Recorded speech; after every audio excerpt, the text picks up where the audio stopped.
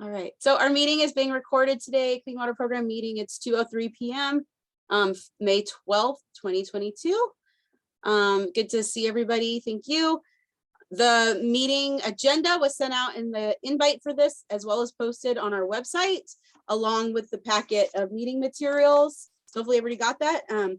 And I can go ahead and start the meeting. I want to make sure our chair is here. There is Joyce. That's who we're waiting for. Now she's in. Okay, great. I want to make sure our chair is here and ready to take over. Maria, you have volume, microphone. I am here. Yay, great. Good to see you guys. Lovely day. Okay, so and we have somebody else joining. Great. So I'll let you start the meeting, do intro and welcome, and I have an introduction too to add to this. Super. Just want to thank everybody for making the meeting today. I'm Mireya Turner, representative for the city of Lakeport and chair of this council. Is there anybody who doesn't know each other by now, or just in case, I guess we'll just do quick introductions. So I started, let's see, Angela, why don't you steer the boat? Okay, Angela De Palma Dow, Invasive Species Program Coordinator, Water Resources Watershed Protection District. I'm also going to introduce a guest. Rachel's back here in my office. She's from the California Rural Water Association. She's helped us on a lot of projects. And so she's sitting in today in the meeting and will be one of the items later. And next I have Marina on the list. Hi, everyone. Good afternoon. Marina Delajanis, Deputy Water Resources Director. And I will go ahead and pass it over to Kelly Reese, AKA Water Resources, on the call. Hello. I'm Kelly Reese. I work for Public Works and Water Resources, and I'll be taking the minutes today. It's nice to meet everyone. Some faces are familiar, but it's nice to meet the new ones. Good to see you. Okay, and I have next on the list, Joyce. Can you hear us, Joyce? Your microphone's unmuted.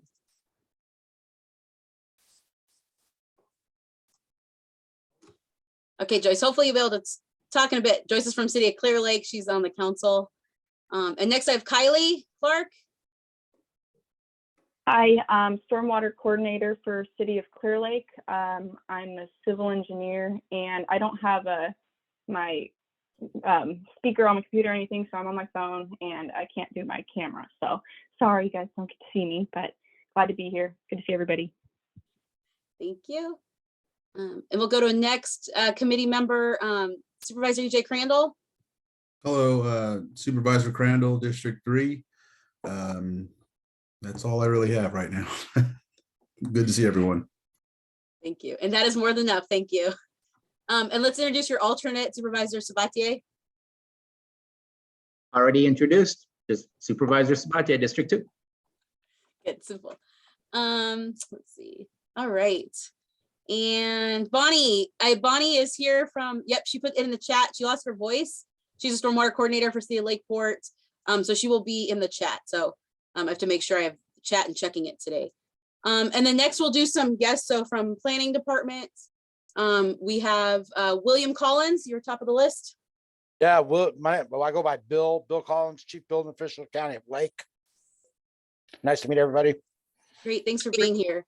And I also have Jack Smalley here, and it looks like you have two folks in your office, Jack.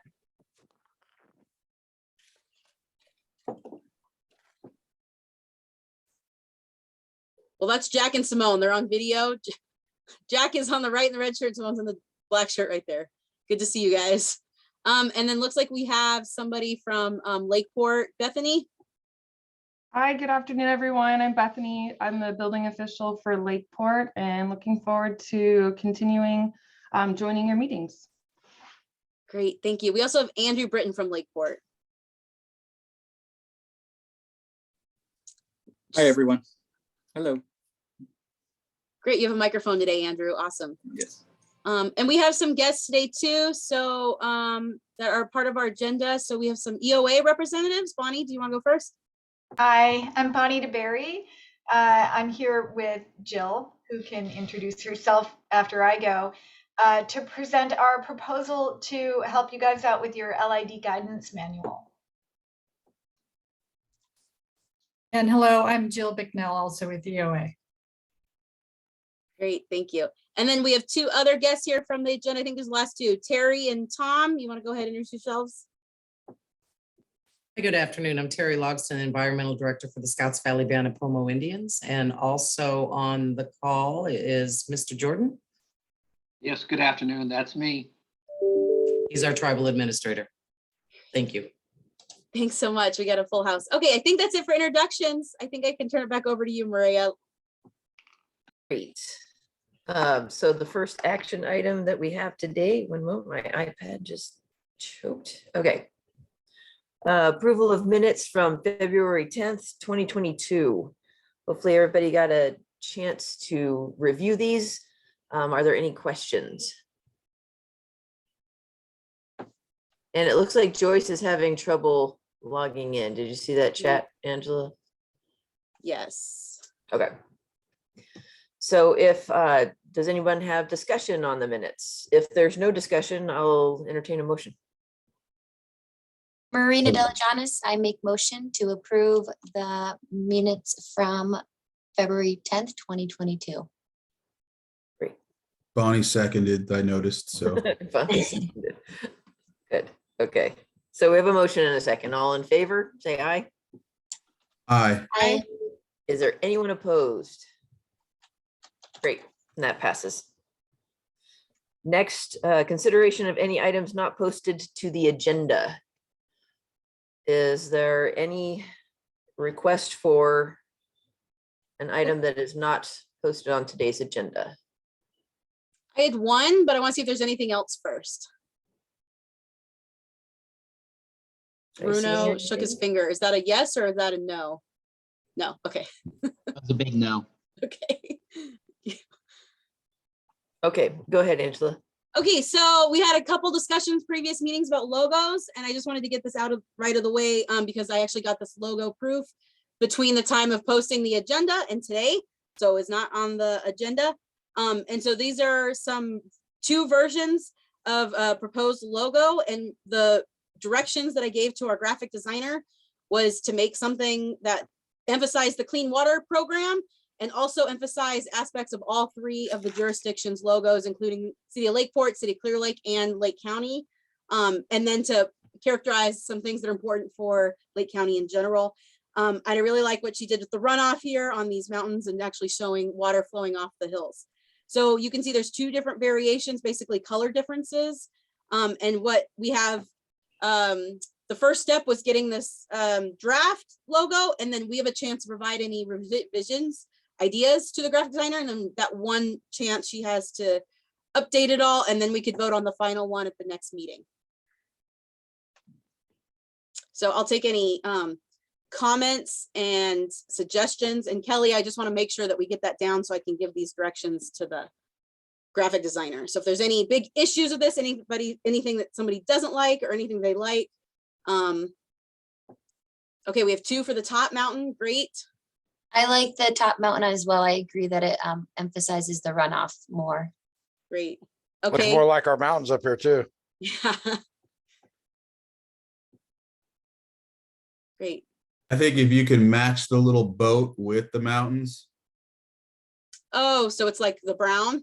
and it looks like a Thule boat, then you don't really have to worry about, the tribes not being included. Then you could say, well, Thule Yeah, boat. and I think she did mimic the boat from the one that's in the City of Clear Lake. So it is kind of small, whoops, but it is more like a Thule boat versus like a kayak or something.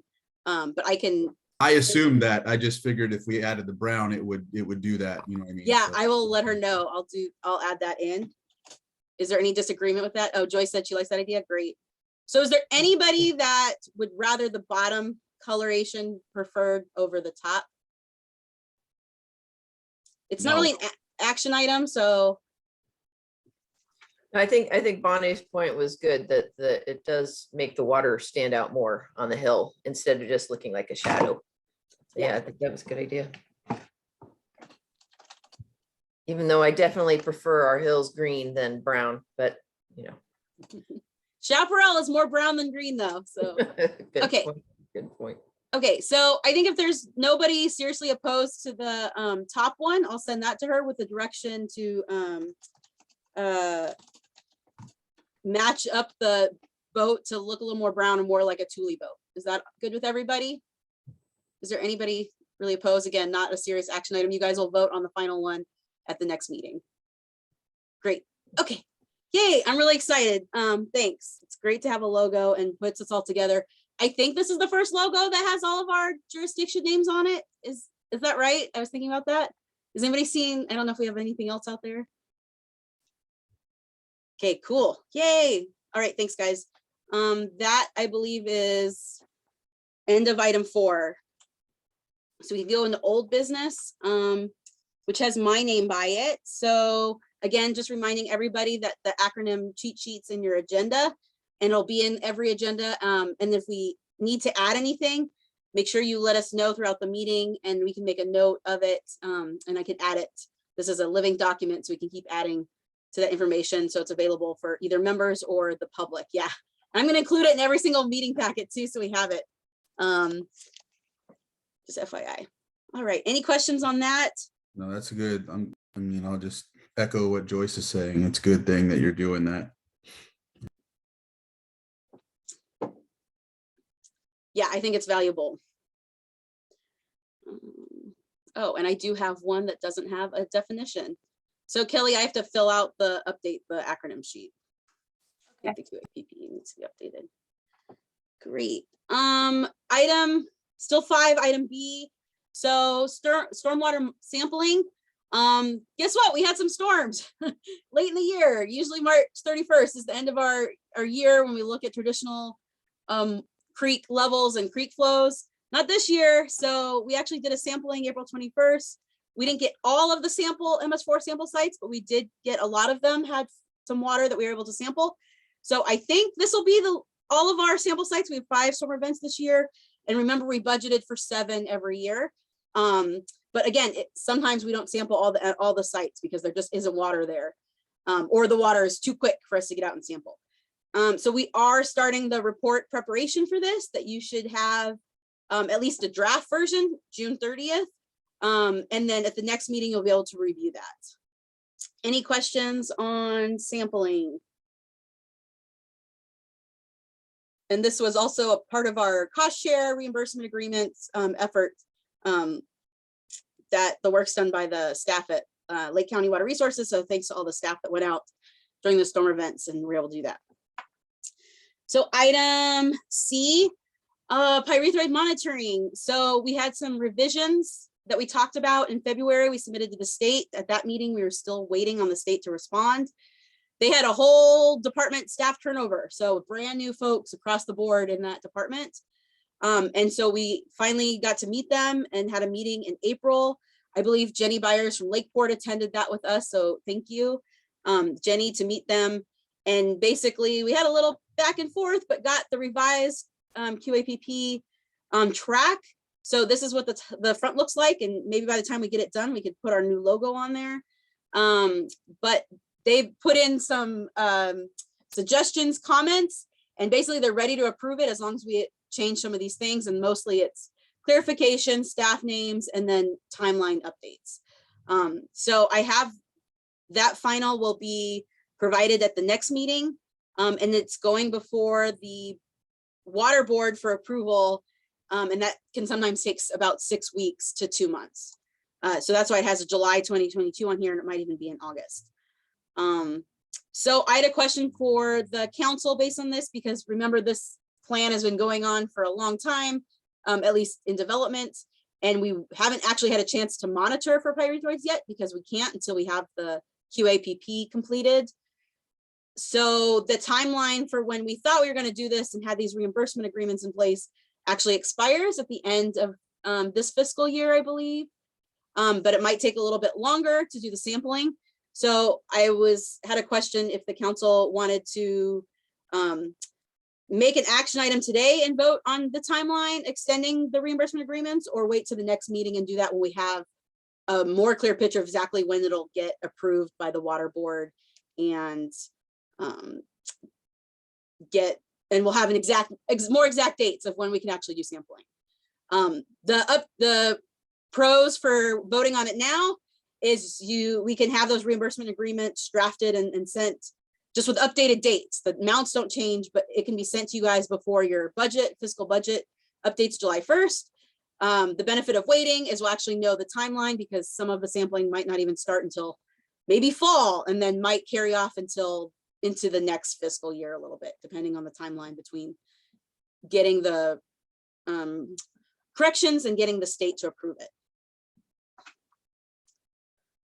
So Joyce says, thinks we should wait. Is there any other comments or? Can we approve it in concept today with a final approval once we have the exact information? Yeah, and so again, the reimbursement agreements, all the amounts, everything will stay the same. It's just the dates that'll change. And I also don't know if it's something that has to go before your councils to get approval on date change, or if it's something that your city managers just signed, which would be easier for you to just, have them sign the updated one. But yeah, we can have that wait and those can be finalized and in part of the material packages for the next meeting, which would be in July, I believe, July or August. I'm fine with moving forward today, and then with whatever we're giving to the updates to, like you said, like it says there, to send to the councils and BOS, send a letter explaining that we've basically approved it and it will change. However, we're doing that so we don't have to wait on the state. Because am I right? You're saying if we're waiting for the state or water resources or something like that? We're waiting on me to finish the corrections and then it goes to the state and then it takes them between 6 weeks and 2 months for them to officially approve it. Okay, no, and I know you're working on it. What I'm saying is if we wait for the state, we could be waiting way longer. You know what I mean? And so I know, just on other things that we're working on, as much as I want to wait too, I know how the state is. So I'm fine with moving forward today if we need to, and attaching something that explains, that if we need to, for the councils and for the whoever else that needs approval from their entity. I agree. And one thing I can do is change the date. So it's like over a 2-year period. So for sure, we know we're going to have sampling within that 2-year period. And so it covers that broader date range as opposed to just doing the year like we did at first, because we were very optimistic. Okay. And then Joyce says, if it's just a date change, then I think the board's can approve stipulation dates will change. Yeah. And dip stipulation. Okay. So I'll put those together and send them out to the stormwater. I'll send it out to the whole management council you guys can look at, but stormwater coordinators, you guys look through it and just make sure those dates, make sure your budget office is aware of the timeline for those dates in there, and then take it to whoever needs to get signed. Is that good? Okay. And if there's any issues or anything, we'll touch base on it in August meeting. And then do we need an action? I guess that would be the action item. Yeah, do we need a motion? I'll move. Do we have a second? Bonnie seconds. Joyce or Bonnie, I think they need a flip for it. Okay, multiple seconds. All in favor? Aye. Right. Is there anyone opposed? Is there anyone abstaining? All right, cool. Thank you. Thank you. And for Kelly, that was Supervisor Crandall motioned and Bonnie seconded that. Thank you. Thank you. Okay, great, thanks. Next item, okay, update on the program sustainability. And this was our last meeting. We had sent a letter of request for allocation for stormwater coordinator position with the intent that the committee, the co-permittees would cost share this. And so Marina, if you have an update, or Scott is not here, so you want to provide an update on this, that'd be great. Yeah, so Director Scott De Leon had discussions after the letter was received with both of the city managers, and based off of their dialogue, all were in agreement that the best route to take would be to hire a consultant to take on this position. There just would have been difficulties. I don't know what the difficulties were, but it would have been a preference instead of just hiring a full-time position with the county or one of the cities, just to onboard a consultant. We here at the county, we have our cost share allocated in the budget, which is hopefully going to be approved during the budget hearings in June. We have some draft documents of an RFQ to be released. Daniela Cazares had worked on that for us. I am in the review stage of that. So once all the budgets are cleared and good to go, our intent is to onboard a consultant. The specifics will keep you guys in the loop, but we are all in agreement that this position is definitely necessary and warranted. And the route that we are taking will be onboarding a consultant, going through that onboarding and the request for qualifications process. With that, I'll take any questions.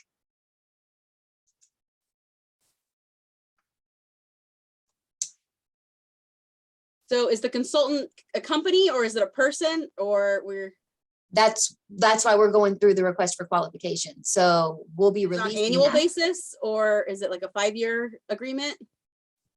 Well, that's what we need to decide. So we're waiting for the budgets to be approved. And if that's the route that the committee wants to go down, then we can.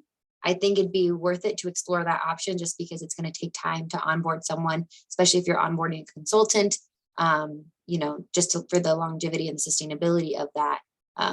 I'm in preference of a 5-year contract, but those specifics are what we're going to have to wrinkle out. And then I thought I saw some questions in the chat. Bonnie asked, how early will this go into effect if it's approved? No earlier. So we at the county are getting our budgets approved. I'm not quite sure where the cities are at in terms of their approval for their allocation for it. But we do have it budgeted, which is going before the board for approval early June. And what's the budgeted amount? Is it based on anything that was provided from the Yeah. letter examples? Yeah. So that was based on a full-time position and not a consultant fee. So I'm wondering what the difference of that would be. So I think we budgeted a little bit more, and that was one of the issues, was because if we onboarded a full-time employee with the county, that would have looked different than, cost-wise compared to the cities. And I know that's what the cities and then our director was concerned about, was how is that going to look? So I believe we budgeted a little bit more. I can try and pull up that budget if we want to continue on and see what the exact cause of what we budgeted for. But we did budget a little bit more than what was anticipated, since we were going to go down the route of the consultant, and that's always a little bit more than a full-time position. Okay. And then, so would the oversight of the consultant, if it is under a cost share, be with the clean water program? And so all the direction would be from them and the watershed protection district? Yep. Kind of like now? Okay. Yeah.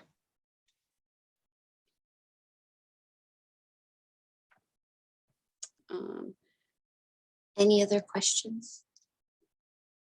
So is the step just to see if it's approved through the budget allocation, and then the details would be figured out for exactly what that cost share would be, and maybe that would be brought back to the committee in the July-August meeting, or the meeting after that, if it takes a longer time to figure out the details of exactly what that would cost. And then I think with that, so folks know what their costs are going to be going towards, a detailed description of what that consultant is actually in charge of. And that's exactly what Daniela, so Daniela, she's out for a week, but she sent me before she left, I received in my inbox yesterday, that exact task of what is the, what is the responsibility. She looked at other counties that have similar positions that have consulted out for this. And then with that, she developed a draft RFQ to outline very clearly the scope of work, which we would bring back to the committee to make sure everyone's in agreement for it. So before the RFQ is released, we would have everyone on this call be in agreement with that scope of work. But the first step is to approve the budgets, right? The budget allocation. We can't make any movement until we do that.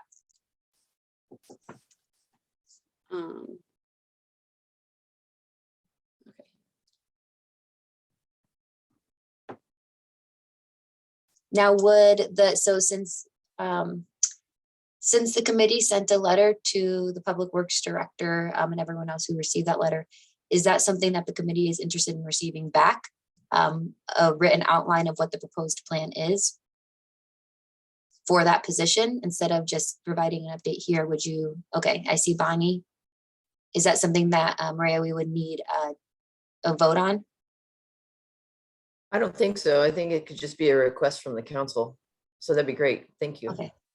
Right. And Because that might even be the first step of the sitting on that, thinking about it, and then the next meeting, deciding if that's the route we want to go, and then having, and what that position might look like or what would be entailed, and then the following meeting being the approval of everything with the RFP and all of that. Right. That might be the route. And I would agree with that pathway, just because it's a multi-jurisdictional committee for that to be able to bring back to each jurisdiction for at least knowing about it, but also to be able to provide feedback. Yeah, and I think the timeline would work great with mid-year, any budget adjustments, because right now nobody's adjusting their budget for that cost share because we don't know what it is. There might not be a position, but if this is over the next 2 meetings, that would line up right around November, December. And so if that position is expected to be filled sometime between January, July, that could be adjusted for in mid-year budgets as needed for jurisdictions, I believe. If that's that. Okay, any other questions? Great. Okay, well, thank you for that update. That's great to get. Yay, the letters. Yay. Thanks. All right. I think that's it. Oh, I'm sorry. I have one more old business. So some Blue Ribbon Committee Fund updates. Task 4 trash plan invitation. This was at $706,700. These are in contract right now. Our department's working on the details with Natural Resource Agency. We're expecting that to go in effect in July 1st, right aligned with the beginning of the fiscal year.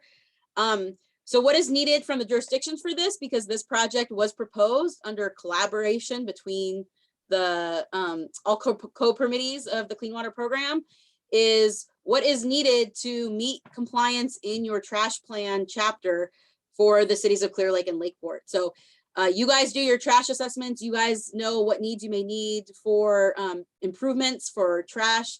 And so those are in your track 2 plan that we put together in 2019.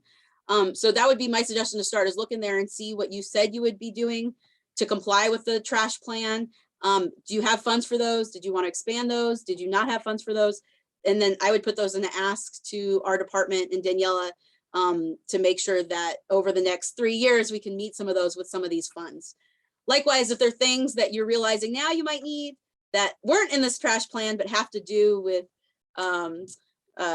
cleaning up trash, removing trash from areas, as well as illicit discharge, those needs too need to be communicated to Daniela. She put a bunch of funds in broad categories within this with the idea that there would be needs from both jurisdictions for this. And I see a question from Supervisor Sabatier. Yeah, I know that we talked about this during our meeting on Tuesday. Just wondering if you can provide some clarification. I believe that every single property in the county pays into the Lake County Water Protection District. I think that's part of the taxes. And then what was approved, where it says county granted match funds to ensure completeness, what was approved was for county projects, and that if there are projects within the city limits of either Lakeport or the city of Clear Lake, that those projects would be worked on with figuring out how the funding would be resolved, correct? So you're correct. All property owners pay a portion into the Watershed Protection District, and that goes for stormwater programs, flood protection, a bunch of other district duties. That's actually our only source of funding outside of our lake bed programming within the Water Resources Department and grants. The Blue Ribbon Committee funds that were allocated, those included projects for the whole Clearwater or Clear Lake Basin. So that includes the city of Clear Lake and city of Lakeport. The county grant match funds were for us on the county side to make sure that we were able to complete all of our tasks that were outlined in the Blue Ribbon Committee project, as well as other stormwater projects that we currently don't have funds for. So that's what those were. That's what those funds are for. If the city of Clear Lake or city of Lakeport need additional funds to meet some of their trash plan requirements or illicit discharge requirements, outside of the Blue Ribbon Committee funds for the next 3 years, they can get other sources of funds for those. I know like the city of Lakeport has an impervious surface fee for new development that puts like 10 cents a square foot into a pot, and those funds are used for stormwater projects or stormwater related things, or have been or can be. I think that's what they're allocated for. And I'm not sure what City of Clear Lake does. But those cannabis match funds were for county to meet some of their requirements. And then the Blue Ribbon Committee funds, that 706,000 is for all of the clean water program to meet this trash provision and to complete illicit discharge requirements, which I think we're kind of all behind. I think Lakeport, you're a little ahead of us, but I think all of our reporting requirements are a little behind on that. Did that clear it up and did I answer your question? I appreciate the response. I think there was a little bit of confusion that still remained at the end of our meeting on Tuesday. So that's why I wanted to at least put it in the public record for this meeting to discuss it a little bit more thoroughly after having explained it more than once. And I think that so far that's the best explanation that I've heard, which is what I believe I understood on Tuesday, but wanted to make sure and get it on the record. So thank you so much. Yeah, I had 3 days to think it over and be like, wait, I should have said this. This is how I should have explained it. Yeah, I didn't think about that response at the meeting on Tuesday, but yes, that is, and it's very hard for projects like this that have the joint jurisdiction, and we get grant funds that are made for joint jurisdictions, but it's being held in one of the jurisdictions. So it's really great to clarify those questions. And we keep talking until we figure it out and everybody's on the same page. Because the Blue Ribbon Committee funds are for all of us to make sure we're improving waterways and removing trash from the whole basin, and making sure that stuff isn't ending up in Clear Lake. So whatever we can do and use those funds in a smart way and that meets our compliance is what we want to do. So thank you very much for making sure that that was clarified. Is there any confusion or questions on that from any of the other jurisdictions or anybody else? Okay, and just so you know, this was proposed to the Blue Ribbon Committee with the Clean Water Program providing oversight. So you guys were all listed in there. You were in the presentation, you're in the proposal, you're in the description that's part of the grant program. So every time we have a meeting, we'll be talking about something we did with these funds or what our plans are for those funds. And again, if there's something that either Lakeport or Clear Lake needs, let us know how much, what it is, when it is, like whether it's cleanup events, outreach, something like that, like that's all included in here, okay? Great, okay. Good. If there's nothing more for item 5E, we can go on to new business, which we have a presentation and proposal by EOA, our guest today. Thanks so much. And this is for low impact development, LID, as well as some training and resources. To give you some history, our LID requirements were due in 2015. We had a draft document and then a bunch of staff left and it never got adopted or updated. And now it's basically expired. But LID is essential to smart planning and stormwater, water quality wise, and just more sustainable planning and development. And so we really wanted to partner with EOA again. They did a great job on our Team DL. We're all in compliance with our Team DL, which is like the first time since 2017. So thanks to EOA for that. We did try to do the LID updates in-house. I think Jack Smalley is on the line. He was there for those meetings. The previous director at planning, Bonnie, was there. And so we did have several, I think like 5 meetings where we all worked together to update the document and ran into some difficulties to get it to be where it needed to be to serve its best purpose. And then also we want to make sure that the new permit or the new document is in line with the new stormwater permit, so we don't have to go through this again in 3 years. So I think we have EOA on the line here. And you guys have a short presentation, and then the proposal package was in your meeting materials today. So you guys, I think Bonnie DeBerry. Hi, Angela. This is Jill. Oh, Jill. Okay. Doing Great. the presentation, and am I able to share my screen, or could you give me permission? Yes, you should be able to. Okay, let's see. Looks like I can. Yay.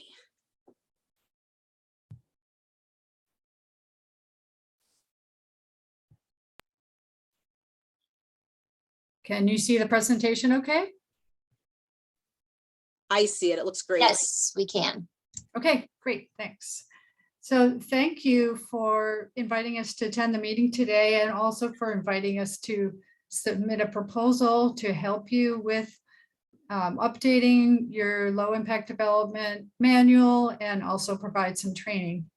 And I'm, as Angela said, the full proposal's in the packet, but I'm just going to summarize the tasks briefly, and then we'll open it up for your questions. So just a few things about EOA. If you don't know us, we are a multidisciplinary environmental consulting firm. We have about 30 engineers and scientists, and we specialize in stormwater management and helping public agencies meet their stormwater permit requirements. And one of our service areas and my particular specialty is developing guidance and conducting training on LID design and implementation. And we've done this for a number of agencies, both in the Bay Area and other parts of the state. And we're really excited to have the opportunity to work with you guys again. We recently did some training on construction and post-construction BMPs. We helped you with develop a BMP effectiveness calculator tool for phosphorus load reduction, and also did a program effectiveness assessment for the Clean Water Program. So we know your program and we're looking forward to working with you again. So I'll just go through the elements of our proposal. There were 5 tasks that we developed in coordination with Angela. The first is to update the LID standards manual. I'm going to have, more slides on each of these. Second task is LID staff training. Third is outreach and training for the development community. Task 4 is helping present the manual to your elected officials and achieve adoption. And the 5th is on-call services for additional stormwater training. So we'll start with the manual update. As Angela said in the introduction, we know you have a manual, you've done some work on it, and she shared the edits that you've made so far and some of the things you wanted to do with it. And we will help you update that manual and its appendices for consistency with current LID practice, as well as any new requirements that are in the phase 2 permit that's supposed to be reissued sometime within the next year or so. The last thing we heard was that a draft is expected sometime in the fall of 2022. As part of updating the manual, we're also going to help create some flow charts that illustrate your development review, permitting, and inspection processes in the 3 different jurisdictions. And we want that to be part of the manual. And our scope includes 2 meetings with each of the agencies to go through what your current processes are and help work it into an illustrative flow chart for both use in-house as well as by the development community. And we've also included in the scope 3 rounds of review of the manual update. We want to first get input from all of you, the agency staff, and then after staff gives us their changes, then we'll have it reviewed by management council, and then finally by your planning commissions, until we have a final draft that then would go to elected officials for adoption. And obviously the completion date for this manual is going to depend on the schedule for the phase 2 permit. As soon as we see a draft, we can start incorporating those changes, and we may have to do some edits along the way as that draft evolves. So we'll have to see how that permit process plays out. The next 3 tasks cover different types of LID training and presentations. So we have, we'll be developing a staff training, which will be a 3-hour virtual workshop, primarily directed at agency staff. And in that workshop, the last hour, we'll have breakout sessions on Zoom divided up by jurisdiction so we can discuss the flow charts and any specific issues that you have within your jurisdiction. The next set of training and outreach will be to the development community. And by this, we mean developers, engineers, contractors, and property owners.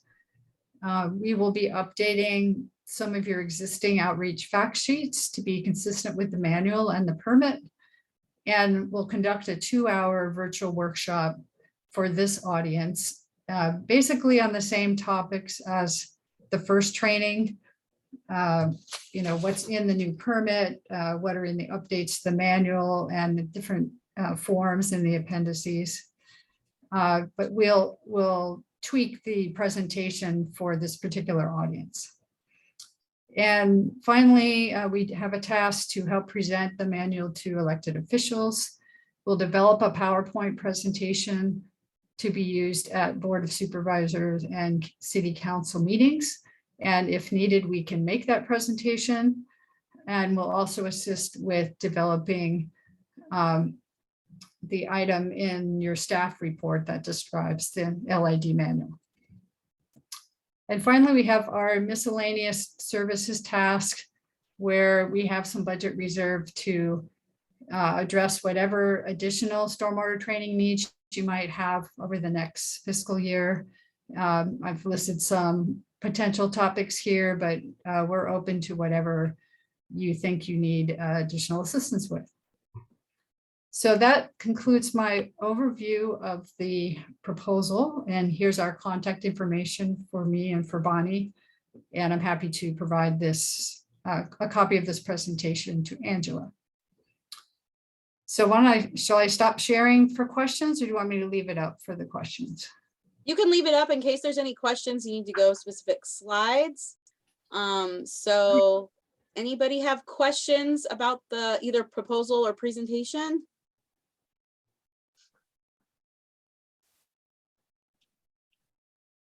And then we do have some planning folks and building folks on the call too. So I want to get your perspective on utility of both the manual itself, which gives pretty clear directions about how to incorporate LID, but also some of the training, particularly for staff, so they know how to interpret it. We want this manual to be used, not just sit on the shelf and taken out every once in a while. A project comes in, we're not sure if they have the right square footage or not, or if their BMPs are the right size for that to check off the box for LID. And then we also have the training in there for basically the community. So for contractors that are in local contractors in Lake County, they're doing a lot of this work, or builders, or those that, we want to make sure that it is an extra step that might have more cost associated with it. There's a reason, not only is it compliance, but it also will improve water quality off of these sites. And so it would be, I think it's really helpful to have that training for the community so they know exactly what's coming down the pipeline, what they're going to have to do, implement, and how they can adjust those costs. So it's giving everybody the fair idea of what this will be. So Bonnie says, in the appendices, the forms may be different for each jurisdiction, how we approach that. So I believe in the proposal, one of the exceptions was not working on appendices.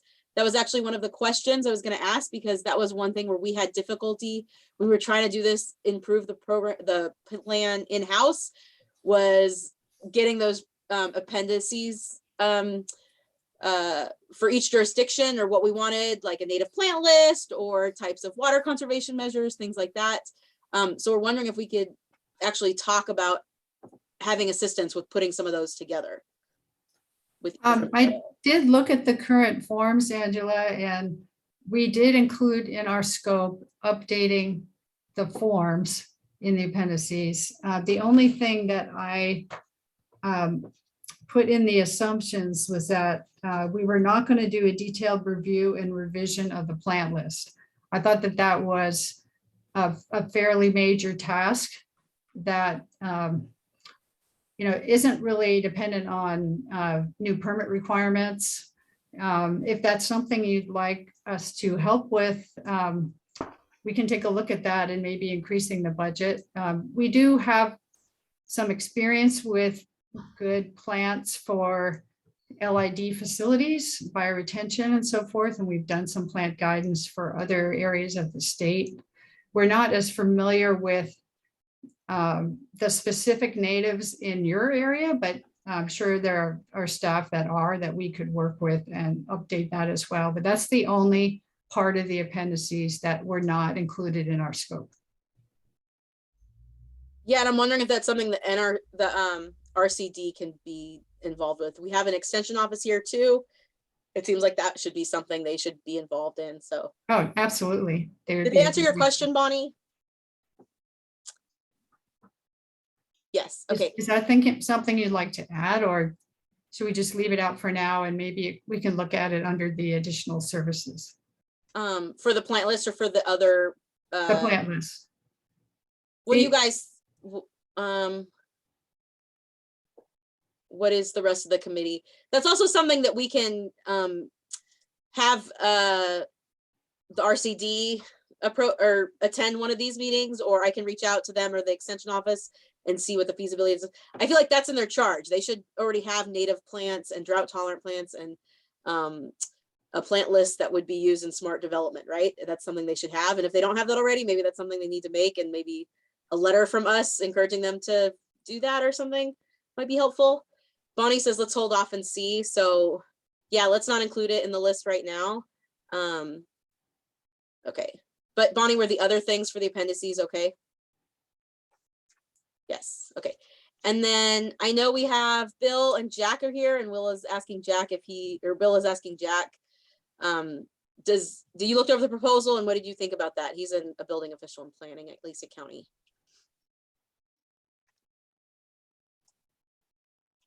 Do you have your microphone or chat access? Is he not here anymore, Jack Smalley? Oh. Hey, Angela, I sent you my email and my thoughts on it, but you know, I think if we're talking about that proposal from EOA, then I think we should do it, because honestly, it's got to get done, and it sounds like that's going to be the best way to get it done in a timely manner. You know, and they offer trainings and things like that that's going to help all jurisdictions get through this whole process. Right? Yeah, we have agreement for money. Yep. And then anybody else, any from Clear Lake? So basically Clear Lake, you guys have adopted an LID, the one that was drafted in 2015. You adopted it as is and you're implementing it. But this would be an update and could be more applicable to any specific projects that you've run across, as well as comply with any new permit requirements. Is there anybody from Clear Lake that has thoughts on this? Would you still be interested in combining resources to put this out so you have an updated version? Any thoughts from Clear Lake folks? I think we would. I would have to talk with everybody else at the city or the city manager, but I think that would be a good idea. Yeah. Okay. And Joyce says, yeah, indeed, need to combine resources. Yeah, because if it's if we don't do this together and a new requirement comes down, then you're still responsible for doing that. So okay, great. So we have a pretty good sense. You can stop sharing your screen now, Jill. Thank you. And I will go back to mine. Oh, I have a hand up from Supervisor Sabatier. I just think that we all share one thing in common, and that's the lake. And since this is all about stuff that goes into the lake, that we make sure that we're all on the same page and we're following the same standards. Yeah, and this would also apply just because the county has MS4 areas outside of the basin. So for areas around Middletown and Hidden Valley, there are some creek resources down there, natural resources that this would also help to protect with implementing this plan. Okay, so we have an action item to vote to accept the proposal and the budget as is and develop cost share agreements. And I actually, do I have a draft? Oh, look, I already did cost share agreement examples for this based on our previous indicator, or what are these called? I'm sorry, pregnancy brain. Okay, I can't remember, but we had previous factors, there we go, that we use for population-based, area-based, and equal administrative equal time split. And so with this proposal, the amount at the total of 109,600, these are the breakdowns based on population, area. If we factor all three, this is here at the bottom left, or we do an equal split. So I don't know, in the past, we've done combinations of population area based on what the plan is, because this has a little bit of both. So population base is directly related to the amount of buildings that are being built, right? Area based is how much land is in your area, in your MS4. There's also some admin stuff like policies, procedures that are included in this. And so that would be equal time. We'd have the same, basically the offices that share the same information. So that's why in the past we've done the factors based on all three. And so this would be our split if we had that cost share. So is there any questions on this? Angela, just a process question. Would you prefer that EOA drop off the call while you discuss your decision on this? That's fine. If anybody has questions for EOA, sorry if I didn't do that ahead of time, if it made you guys uncomfortable. Is there any questions for EOA before they leave? And I'll let you guys know what our vote is for this too. Okay, that's fine. You guys can do that, Jill. Thank you, Jill and Bonnie. We really appreciate your time and presentation. Thanks so much. Thanks. Okay, thank you.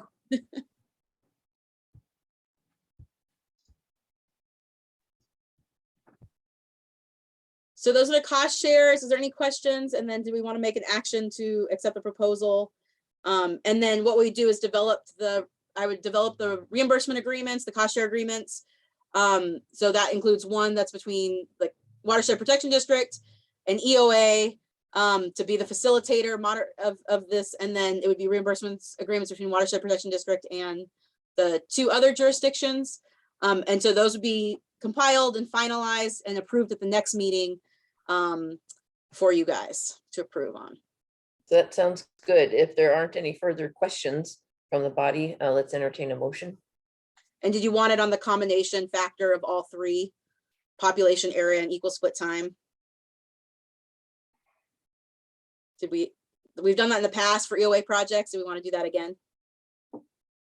Is there any, do you want to make it part of the motion, or is there anybody? Somebody says combination factor. Okay. Joyce asked, what was the cost from last time? So the last time we had EOA was the BMP calculator. So it was the same factors, like everybody had the same percentage that we have in the example I provided. But I can't remember the exact amounts that it was. I think the total amount was like, for that was 66,000 or 75,000 or something. But they had to do a lot of mapping and calculator. Did that answer your question? It was a combination factor. Yes. Yeah. And then a question from Supervisor Sabatier. Yeah, my question is, if we're changing any of the overall costs based on this new proposal that we would approve, at what point does it go to the individual jurisdictions, as this body does not have power over those jurisdictions to make those approvals for them? Yeah, so the only thing we're making a vote today is to accept the proposal and budget as is, and to develop those agreements and reimbursement, the paperwork that would go to the boards and the councils for them to approve the budgeting for the use of those costs. And those would all be put together and presented to you guys at next meeting. So you can you have all that, and then it'll be going before the boards and councils. So my question for that is it possible for each representative of the jurisdictions to get a copy of what those cost proposals would be, so that they can sit down with their significant others, city managers, or whoever's looking at the budgets? Because I'd hate for you to waste time on an agreement that is not going to be agreed upon, so that we can at least get a soft yes before we ask for a hard yes. So before we make the action item to accept the proposal and develop cost share, get the breakdown here with the proposal and have that, and then we can go to our own jurisdictions, discuss it, and make sure it's feasible. I just don't want you wasting any time on something that, again, we have to redo. And if we can, EJ can speak with Stephen Carter, Maria can speak with Kevin Ingram, and so on and so forth, just to make sure that that is something that looks agreeable prior to going ahead and doing a full-on agreement based on what it looks like right now.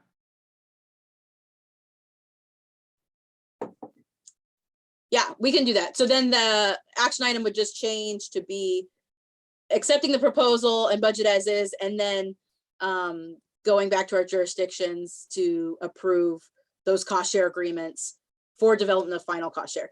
And if we get all that done, would you guys feel like you can get that a soft approval and get it back to me before June 30th so I can create those reimbursement agreement documents so you could still have them on time for the next meeting? I don't think I need to take it personally and sit down with Kevin. I think if we can just send it to him, that'd be great. He's kept apprised, I'm sure, by Bonnie and Jenny on what goes on in these councils. So Yeah, same thing. Yeah. Yeah. But yes, my hope is to get it done, that we can all get it done before then, so we can have continuity with what's already expected to be done at our next meeting. Okay. yeah, I like that idea.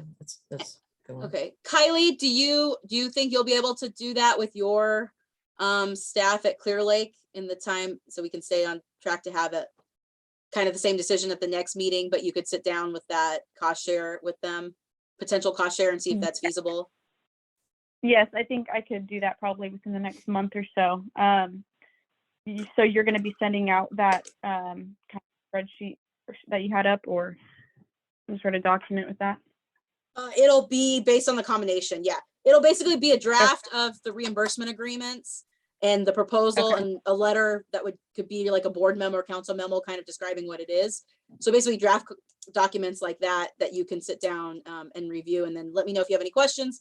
We could also ask EOA if they have any questions or anything like that. Yeah. Okay. Yeah, I'll definitely take care of that. Okay, that's great. So Kelly, I just want to make sure it's action item for me to make sure to get those draft documents out to the jurisdictions so they can have those discussions for soft approval of potential cost share for this plan. Okay, Got it. thank you. Okay. All right. So do we want an action item on that to direct that next step? Is there a motion? I can second. So Was there a moved. first? I'll motion. Oh, there you go. Okay. EJ?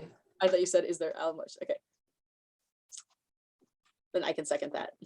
Super, motion and a second. All in favor, say aye. Aye. Aye. Is there anyone opposed? And is there anyone who abstains? Okay, great, thank you. Okay, thank you.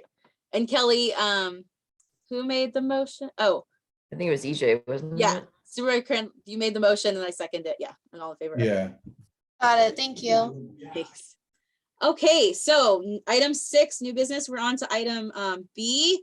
So stormwater resources plan. This has been another item that we've talked about in recent meetings.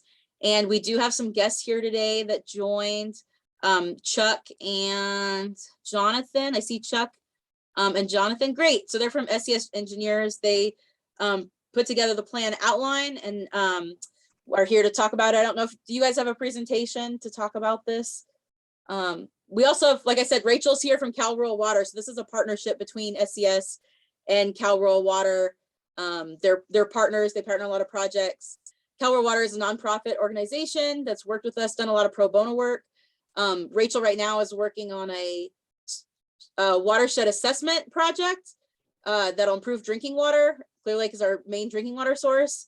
And a lot of information that will be used in that will kind of be used by the stormwater resources plan. So it's great that they have a partnership already established. So my guests are here, you guys. Yeah, so this is Chuck Hauser. And I'll tell you that Jonathan is going to be the brains behind this operation. He has a lot of stormwater experience and was the main author of the outline that we provided you. So I'd like to let him take it away. Boy, thank you. Either by inspiration or desperation, I got thrown right on the fire today. All right. Yeah, we don't need to, I don't think we really need to go through the proposal as a presentation. So let me just see. What already caught my ear is the supervisor's point about us in Lake County being so lake centric. know, we've been involved in other projects around California, even outside of California. A lot of times it's not quite like that, right? There's a lot of moving parts that aren't so focused on the lake itself, or you know, one or two lakes, like in our situation. We've done the other side where we've had really bad situations where we've came in before they even did resource management plans and had to do cleanup, and Chuck was part of one down in Southern California. We did Lake San Marcos and the EPA cleanup and assessment, things like that. But, you know, as it stands, you know, we understand wholeheartedly. I am the ES Southwest Stormwater Practice Leader. I sit in Windsor. I'm in my office in Santa Rosa. And I was also part of the 3.5-year TMDL assessment, actually driving around the lake, collecting samples and being a large part of that with Caltrans from roughly 2012 to 2015 or so. And, you know, I have ties to Lake County, and I know it well. We've done a lot of underground storage tank cleanup funds in Lakeport and Clear Lake and around there. And it's always been an area near and dear and close to my heart. That being said, you know, when we look at this guidelines, right, we're really kind of have two balls in the air. The purpose is twofold. Certainly, number one is to increase water quality, increase capture, reuse, and sustainability of stormwater as a resource. But more, just almost as importantly, we want to make sure that we hit all the credential items and all the check boxes that we have to adhere to as far as the management of it, and any bonds that we're going to look at securing. So that is important as well. There's kind of different ways to carve it up and check boxes along the way, but it's really important that that this proposal is living and breathing with you, and we all kind of get some skin in the game to get this moving forward. But then, of course, the plan itself. And man, a lot of things sound great in theory, and a lot of boxes get checked and words get used like climate and resiliency and resources. But at the end of the day, we really want a plan that is implementable, and it's something that is going to get us results, and not, you know, way down the road 10, 20 years. We want something that'll start to have some benefits earlier than that. There's different matrices and exercises we'll be going through to kind of get there as far as that. But man, right up front, when you look at the water boards, I mean, water quality, the water quality of the lake is right up there. And that should be really important. And I think that should be one or two of our first benefits out the gate and looking at that. We also want to establish a really good team up front and early on. We don't have plenary knowledge of all the co-permittees and all the folks involved and all you nice folks on this call, and what your different disciplines, you know, what you've done in the past, what you have, you know, GIS. I mean, I worked with Lon Sharp, you know, 10, 15 years ago. I know that you guys were above and in front of the curve and had some early GIS grants and did a phenomenal job in, you know, development and parcel and watershed assessments up there, things like that. What we don't want to do is recreate the wheel or use any of our money to assess or to redraw or to make new items if we don't need them. We want a feasible, cost-effective, and implementable approach. And I think that's really important.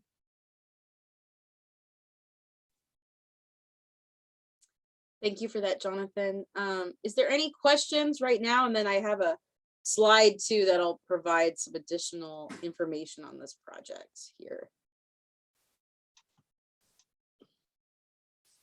It's not letting me. Okay, there we go. Okay, so this was the proposal for stormwater resources plan. And I will say that resources plans are requirements as for any sort of request from the state for proposition bonds, grant funds that are for stormwater dry weather runoff capture projects. So anything that's approved by voters after January 2014 are required to have stormwater grant funds or stormwater resource plan. We've had some potential implementation projects that people have sent me And they're like, you guys should apply for this. It could be perfect for XYZ over here and do this. And we were not eligible because we didn't have a stormwater resources plan. But I also think that this plan would be useful beyond just checking those boxes, like Jonathan said, or getting the eligibility to ask for funds. There is an example, the stormwater resource plan from Stanislaus. It's a multi-agency regional.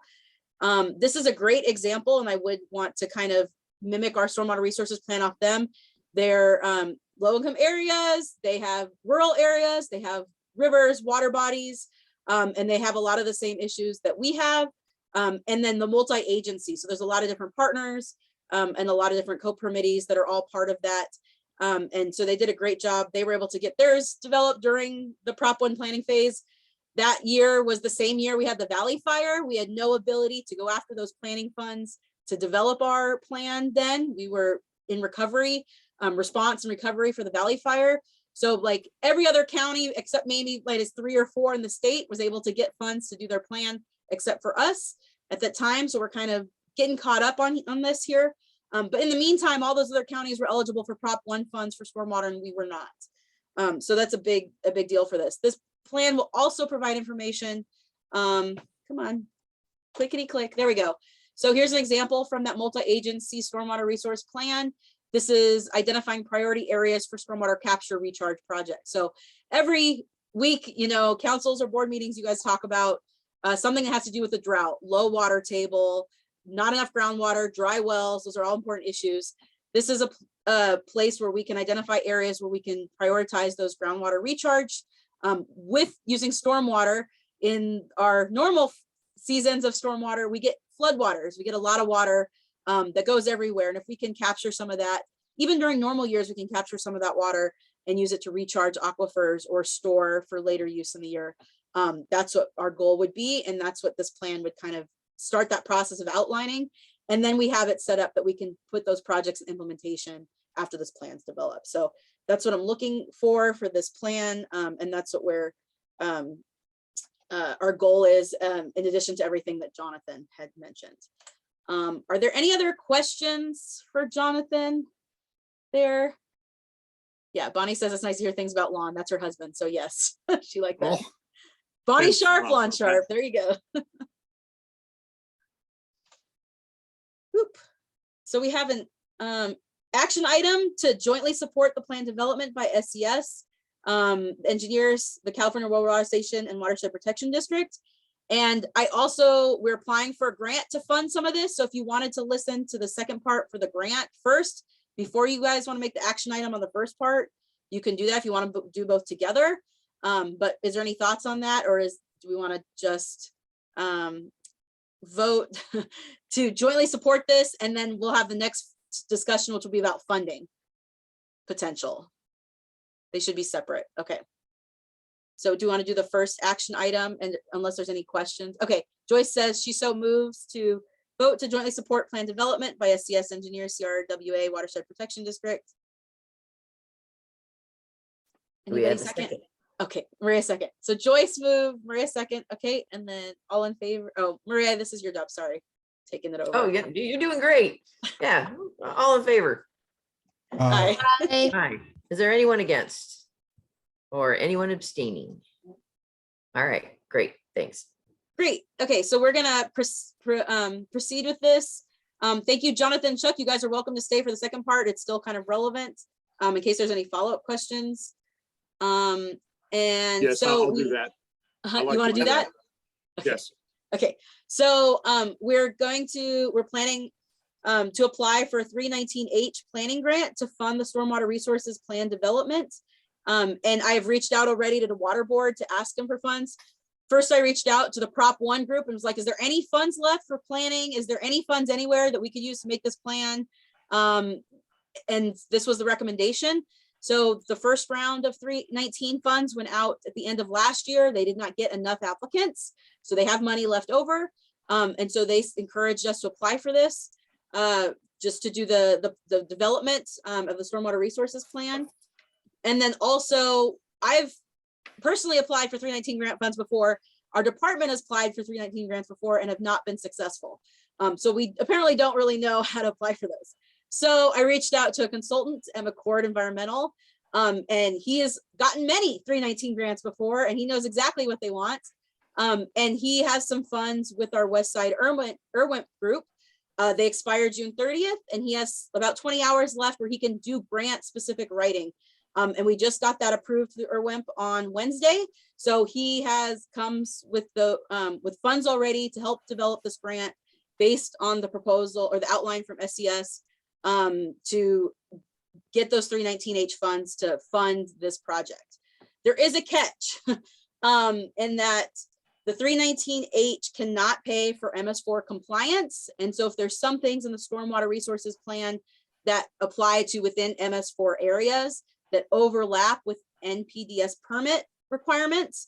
And so that might be things like where all our drains, our outflows, drains, things like that, or certain aspects of the watershed where we have stormwater or where we have stormwater infrastructure that are part of our regular permit. 319 won't pay for those, part of the plan. 319 also requires a 25% match. So my idea was that we could use some match that makes up 25% from all of the jurisdictions. And that would also justify that, look, that covers part of the MS4 areas and parts of the plan that are part of our permit requirements and MS4 requirements. So it's not taking those 319 grant funds. This is kind of confusing. So if anybody needs to talk it out, let me know if I'm not explaining it well. But we have to have a 25% match anyways. This can be made up of in-kind labor, direct costs, and direct costs. But we also have to bring something to the table if this plan is going to be used in areas that are MS4 NPDS permit areas, which are 11 sites for county and each one site for Lakeport and City of Clear Lake. Is there any questions on that? Does anybody have questions? Okay, so what I did also was wanted to look at other things since we're applying for a grant. You know, we have the budget here for the schedule and budget. Bruno or Supervisor Sabatier, did you have a question really fast before I go on? Yeah, I was just curious if you had an idea of where do we have any funds that might be available to fulfill that 25, and how much do you anticipate the 319H to get us? Yes, that's a great question. I will talk about that now. 319 has a minimum of like 50,000 to 200,000 for planning grants. So that's what they'll allow in that. And this budget falls right within there. I also wanted to make sure that if we ask in the grant, there's other things that we might be considering, contingencies, and some other things. I want to have a website that goes with this, much like Stanislaw is a really user-friendly website, server space to store everything on there. So I'm actually going to ask for more money in the grant than what's in this budget, just to make sure we have some things covered. And so I set that up in kind of a minimum max situation. So the minimum under the SCS proposal that we'd ask for is the 44, and with a 25% match, that's 11,000. And then 60,000 would be a maximum. So that's adding about 15,000 for contingencies, website development, some facilitation support. And so that would be about 15,000 for a grant match. Here is our lovely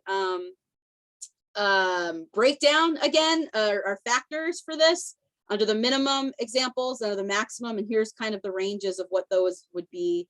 If we split it 25%, this is what it would be, about 3,000, 4,000 at the most for each jurisdiction. Area population base kind of range from there. So again, each cost of the jurisdiction is pretty insignificant for this even, and then the bulk of the plan development will be covered under the 319 grant. It looks like I didn't do the combination factor today. Sorry about that, but I still think that range will be pretty similar between those, since the combination is a combination of 20 of the equal split area and population. So that gives you an idea of what that would cost at the minimum amount and the maximum. So maximum range and the minimum for each jurisdiction for these scenarios. Did that answer your question, Supervisor? No, I appreciate it. It's so much easier to do 25% of that much than 1.9 million like we did the other day. Yes. The quick question on the MS4, how much do the MS4s cover into the jurisdictions of Lakeport or Clear Lake? So the MS4 is pretty much the entire area of Lakeport. And I think it's the majority of Clear Lake, even though I think there's a little bit of Clear Lake that has since been added that's outside of the MS4. The MS4 boundaries were described in 2015. I might have a map that I brought up. Let's see. You're lucky I was appreciate thinking that. about this earlier. I have it. For some reason, I thought MS4s was more in the northern area than in the Clear Lake area, so I'm learning something, so I appreciate it. Yeah, MS4 is technically the growth boundary, the community growth boundary. And that was established under our permit in 2015. That was one of the first permit requirements of the cycle, was for the co-permittees to all decide on the jurisdictions that would actually be covered under that permit in MS4. So this is what was delineated and this is what was submitted.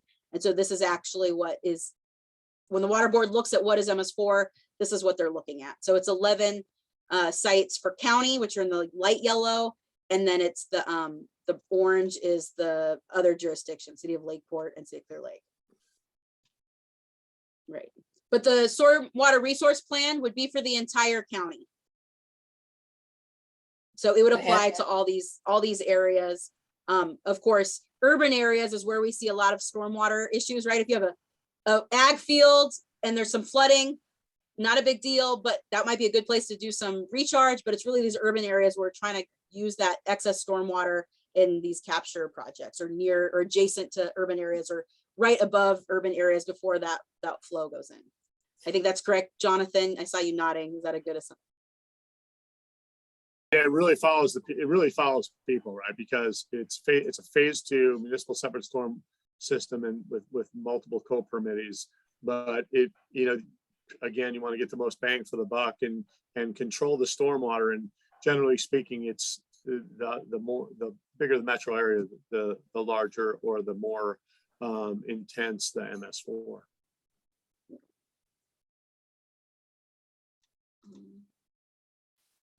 Is there any other questions on this? Angela, this is Chuck. I do have a quick question. Yeah. And we chatted about this some. We've come up with an outline, and once we've got the green light and we're full speed ahead, then we enter in part a voyage of discovery, right? Where we'll work with stakeholders and start to see what some of the issues are going to be. If we run across things that would necessitate expansion or additional scope in this plan, would the grant, as it would be structured, facilitate amendments, I guess would be the question. Yeah, that was my recommendation for kind of bumping up the grant amount a little bit. And I would say that if there is a contingency amount, to include that in the proposal. Like this is the outline, right? So there's a final proposal, or you guys will work a little bit more, refine the proposal for the grant. Okay. But I would put a little more contingency in there. Now, again, All right. The grant is due June 21st. We're not going to meet with the Clean Water Program before then. But it's all for the grant proposal. If we don't get the grant, we can bring it back to the Clean Water Committee in the August meeting and ask for the cost share based on the information of not receiving a grant. Maybe there'll be some other fund options, but this is the idea of 319. I've talked with the water board. They're really interested in this. There's not much interest for those funds outside. And like I said, we have a grant writer that's been very successful at 319. He's already started working on stuff and excited to do this for us. So optimistic. The grant itself is pretty structured as far as the amounts. So I would write the contingencies in the proposal for those. And I expect there to be some, so that's why I kind of already assumed that 15,000, All right. a little extra for some stuff. But we can bump that up a little bit for that. I think, let's see here. The action item for today is, oh, and there's a support letter from the West Side Irwin for this 319. So none of the action items are asking to approve the cost share. They're asking you to approve the plan or the outline and to go forward with it with the submission as an application for 319. with the option that we would agree on at least a match percentage if we get the grant. But we'll know about that for sure at the next meeting too. Any Thank you. questions? Okay, did I answer your question, Chuck? Absolutely. Okay, great. Any questions from anybody? No, Okay. go ahead and thank SCS engineers for joining us today and for your Thank you so presentation. much. Very Sure. welcome. Our pleasure. Thank you. Our for having pleasure. us. Very welcome. Okay, Um, are we leaving now or? I think Yeah, All if right. you've concluded your presentation, we're going to move on to the action item with discussion and a possible vote regarding supporting of plan development. Okay, appreciate the time, folks. Have a good day. Thanks very much. thank you. Thanks for that, Maria. So we'll take the first one. Action item, vote to support plan development by SCS engineers, CRWA Watershed Protection District. Is there any discussion on this item? I thought we already did that. Did we do that one? Did we vote on that one already? We discussed I it, think yeah. so. Okay, so we're going on to the second one. We're going to vote to sign a letter of support for a grant application for 319 planning grants. And there was the letter in your packet too. I didn't mention that, but it was in there, sorry. Is there any discussion on this item? Oh, we got a motion from Joyce. Second by EJ. EJ second. All in favor? Aye. Aye. Is there anybody against? Is there anybody abstaining? All right, cool. Then I won't call for that action item again. We'll move on to the next. Thank you so much. So expect an Adobe sign sometime in your box for this letter for support for the 319. Thank you. Super. So we're going to move on to letter of supports, request from Scotts Valley Band of Pomo Indians. Cool. Yeah, we have some guests here. We have Terry here. I don't know if we've talked briefly about biochar in the past, but these projects revolve around their biochar project. And biochar, I've been to several CASCA, California Stormwater Quality Association meetings, and there's always a great biochar session that talks about it as a stormwater addition to improve water quality. And so we're really excited if we can produce some local biochar here in the county with all of the fuel mitigation that's going on. We can implement it in some stormwater projects and really maximize the nutrient removal and retention in those. So that's the idea of biochar being used as a stormwater amendment. And so that gives some background, at least for the purpose of biochar. And I can turn it over to Terry right now if you. Great, thank you, Angela. We had hoped to come before you for the first time with talking about biochar that's produced in Lake County. It looks like our first bioenergy biochar facility is going to be in Yuba County. But we want to utilize that biochar here in Lake County. And I'm going to let Tom Jordan, our tribal administrator, who's been a little bit more involved than I have, describe the difference between these two letters. One is a grant application to the USDA, the Climate Smart program. And the other, well, I'll let Tom take it away. Thank you, Terry, and thank you for committee for allowing us to present our request to these two letters of support. As Terry indicated and as Angela's indicated, we are in the process of the field of bioenergy, and in the field of bioenergy, we create two commodities. One is flammable gas that then is used to generate or to run generators that generate electricity that provides an alternative clean energy source to anybody who we can work with and wants to use that. And the byproduct, or the second commodity, is the actual biochar that Angela referred to. It has several applications in its use. So the one that we're talking about or we're thinking about using here is as a water filtration medium to capture storm water and other waters coming into the lake we know that biochar is a great filtration mechanism that will capture any kind of material or commodity or product such as phosphorus or other heavy metals that could come in from the lake during rainy seasons or runoff seasons.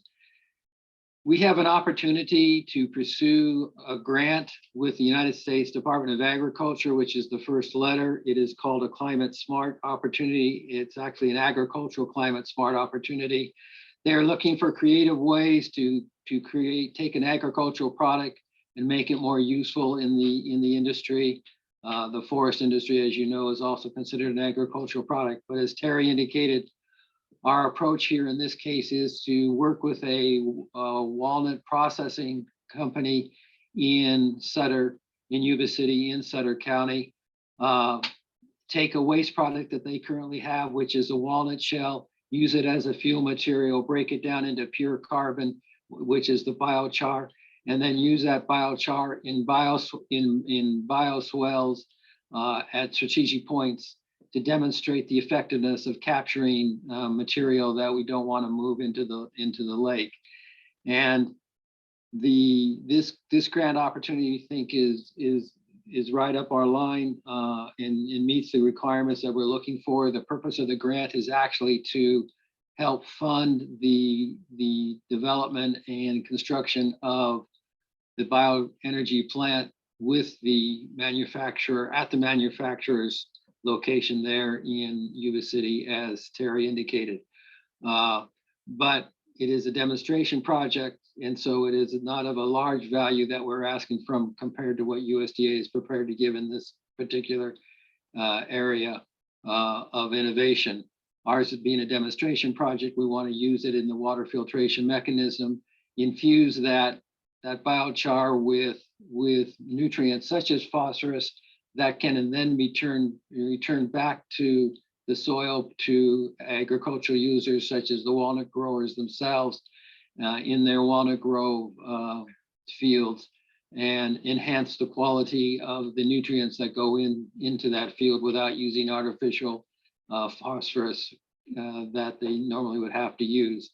So we think it has a win-win opportunity for everybody. It will demonstrate that we can capture materials that we don't want to go into the lake, and at the same time provide an enhanced biochar product or commodity for the agricultural industry. So your letter of support is basically saying that you understand the process that we're using. The purpose would be to create these bioswales and demonstrate their effectiveness, and you would be looking forward to the support and the results of that particular demonstration project. The second letter is a letter that we have had being requested of our financial institutions, to which we are seeking to develop or seeking the loans to actually build the Yuba City plant. They are concerned that we don't have a market yet for the biochar that we are producing. This is kind of like the chicken and the egg situation, where they want to see that we have the markets. We can't demonstrate the markets until we actually have the product. And so one of the opportunities that your council or committee can do for us is to provide a letter back to us that you are prepared to use biochar as a water filtration mechanism in multiple applications around the lake, and that you're prepared to support the purchase of that commodity. That would give us some basis for letting them know that we are beginning the process of identifying potential consumers of biochar, and help convince them that we have a viable commodity and a viable market.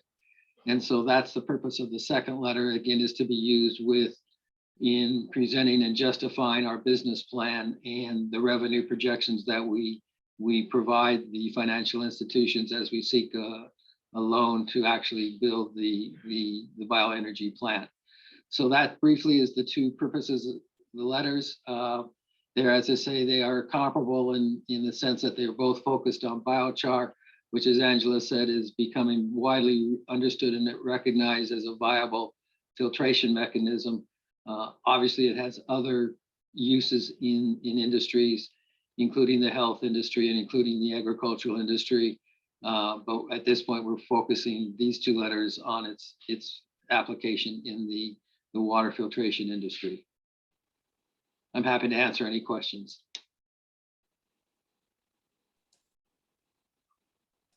Thank you. Are there any questions?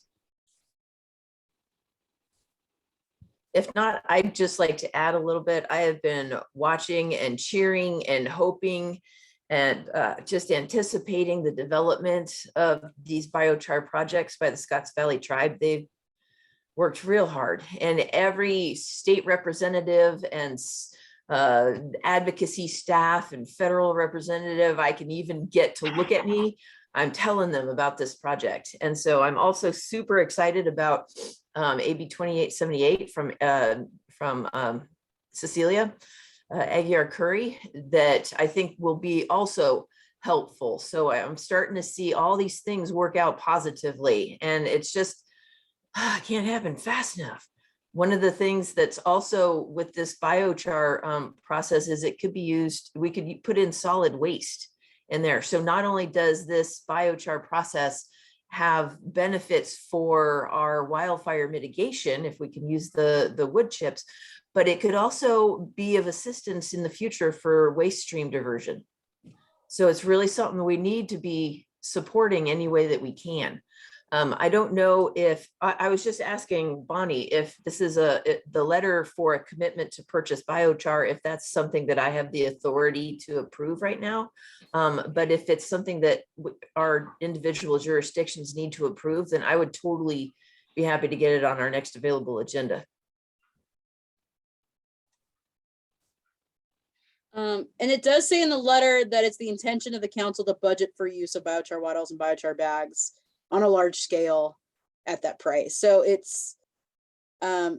mentions the intent, and I had a lesson with Jenny Byers about language that we're not committing, that it's the intent of us that we're going to budget for that. So I'm not sure if that letter language covers that, if it's allowed within the authority of the council. But it seems like a next step would be then writing a letter directly from us, to our councils or board requesting a budget for this project. But it looks like for at least the letter support for Scotts Valley, we're just stating our intent to budget for those. So I don't know if that language covers that, your concern. All right, sounds good. Thank you. Bonnie says, I think so. Yeah, okay. Are there any further questions?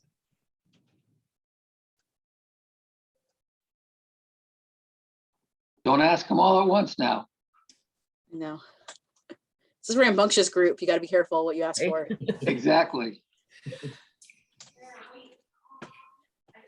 Okay. Well, I just want to say we thank the council for considering this. Our dream is to utilize our waste carbon, waste woody biomass, waste products to not only to make our communities safer, but to clean Clear Lake.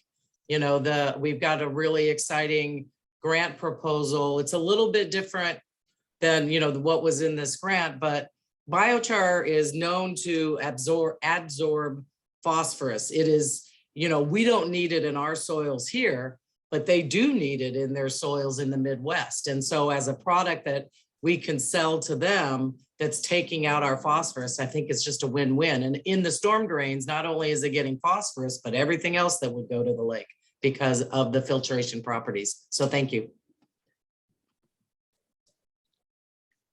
No, thank you for hitting on that. I just want to say that I do too really appreciate this project since I've heard about it, and I'm happy to support this in every way.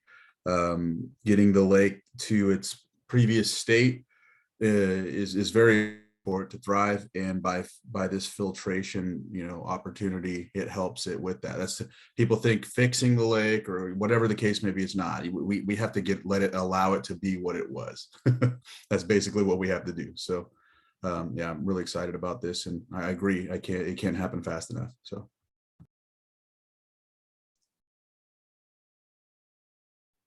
that sounds like a good way to make a motion if you're ready. So moved. Okay. Wait, let me make sure we're clear on what we're doing. We have two action items for both each individual Right. letters in the So the agenda. first one is support for Scotts Valley Band of Pomo Indians biochar production, which was attachment number 5 for our agenda. Who would like to make a motion for that I'll one? motion for that. Super. And then Okay, it looks EJ. like Bonnie seconded. Yeah. Bonnie seconded. All in favor of approval of this letter? Aye. Aye. Is there anyone against? Or abstaining? All right, cool. And then the next one, attachment number 6, which is support for Scotts Valley Band of Pomo Indians, USDA Climate Smart. So moved. EJ, Bonnie, second. Bonnie. Well, Bonnie All right. moved. I'll second. Okay. Yeah. And all those in favor say aye.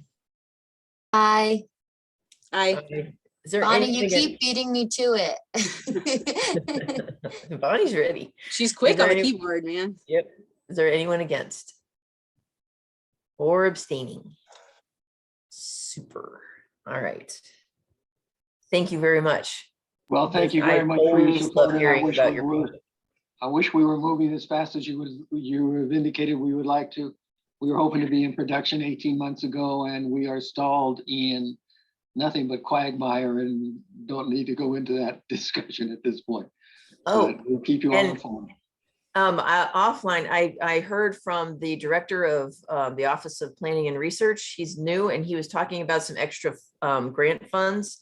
He was going to email me after this conference I saw him at, but I just found his card. So I'm going to reach out to him to remind him and see if maybe that might be another opportunity. Perfect. Anything you Yes. can do to help. We're looking at the climate. There's a fund at the state level, the Climate Something Fund. We're waiting for a phone call from them. They haven't called us back yet, but we're exploring every possible avenue we can to put these projects together. Super. Take care. Thank you again for all your support. Thank you everyone. both. Thank you.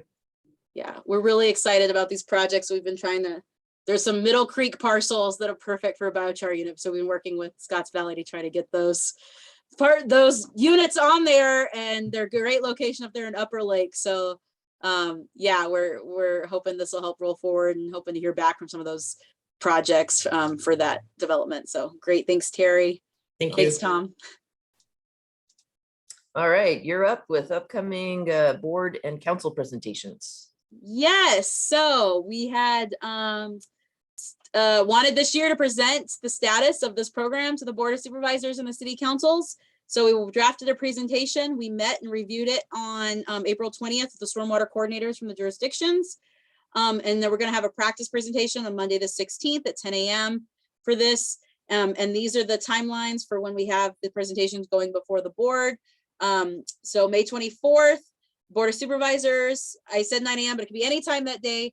Unfortunately, we haven't had an update from this program to any of the boards or councils since before 2015. So we got a good chunk of years to cover, almost 10 years. And so these presentations won't be super short. So they are like a full 30 minutes.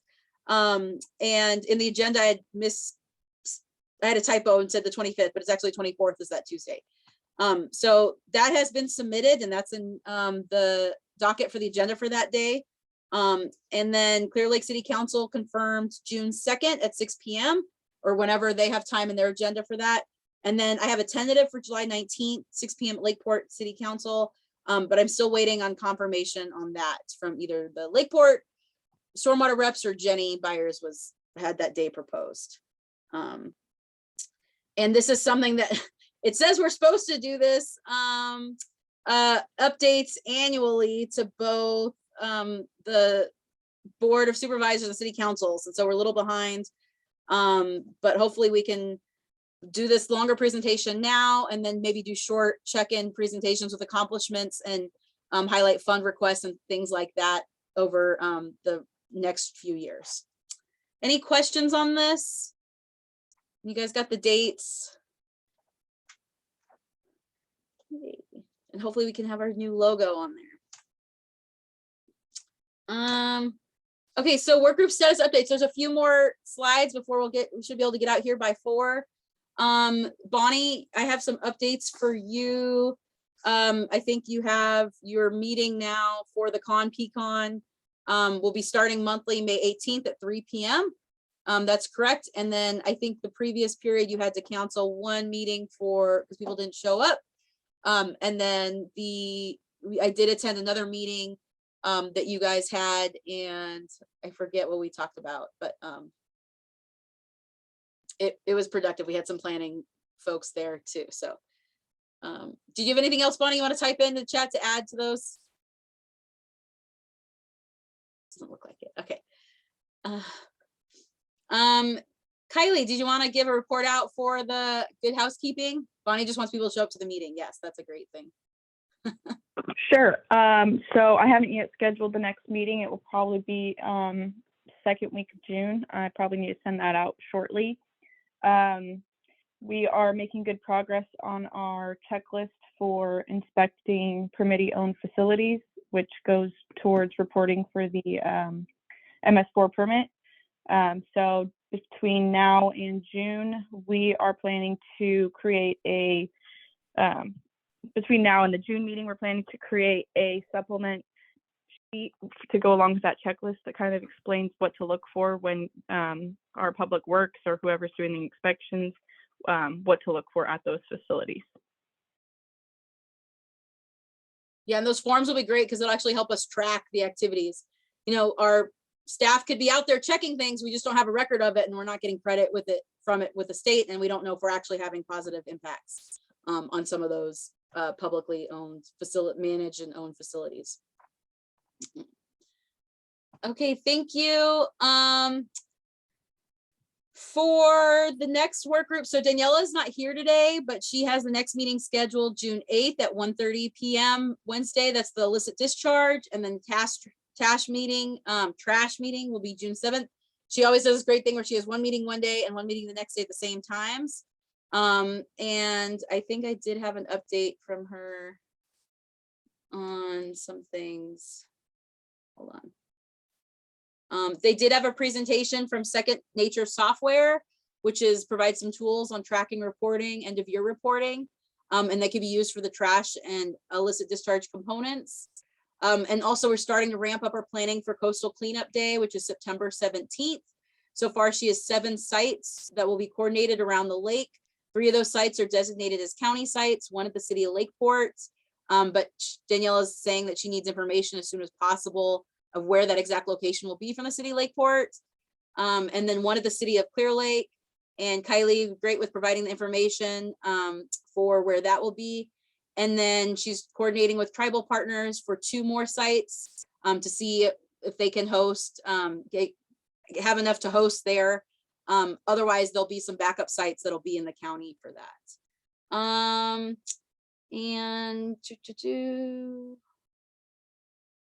And then the illicit discharge, she did not meet. She was out sick, but she did have homework for the team to bring the next meeting. So the updates of those. There's also going to be some pretty good updates at the meetings for the councils and the boards, where basically the work groups are going to review all of their accomplishments and next steps that they've accomplished over the since 2018, since we've been having these meetings and having work groups. So it's great to have that. That information will be there.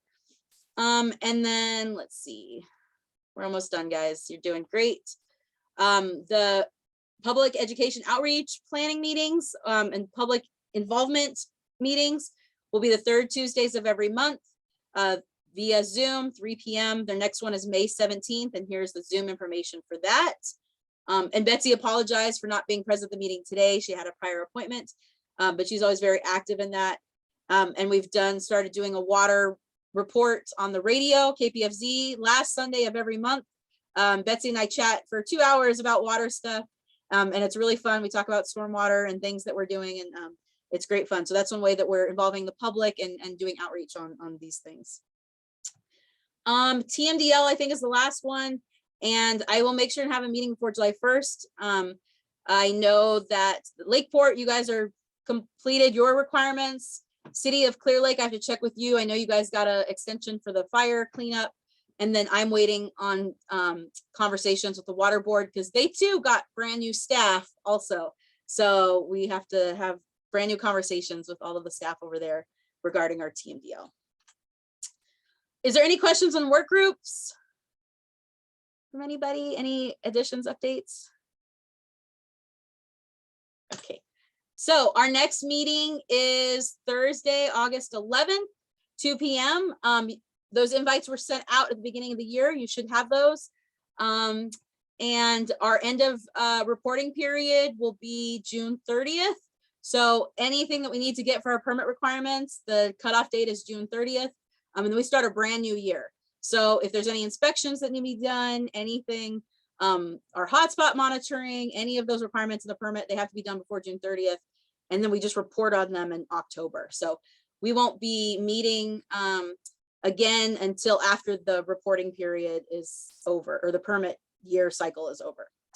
And then I'm going to be going on maternity leave around July 10th. I should be back sometime in September. I'm not sure when. So I will miss your August meeting. Daniela will take that over and Marina will be here too for that. So any questions on dates or scheduling? Just a congratulations. Thank you. A very exciting reason to not be around for a while. Thank you. Public comment period. Anybody from the public? Any other additional comments for today? I don't think we have anybody.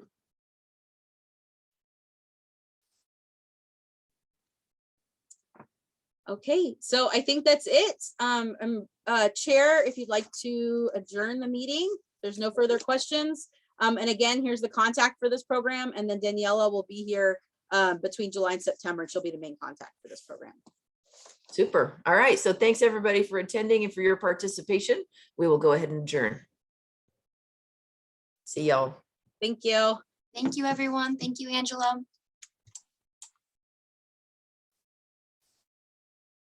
Thanks, everybody.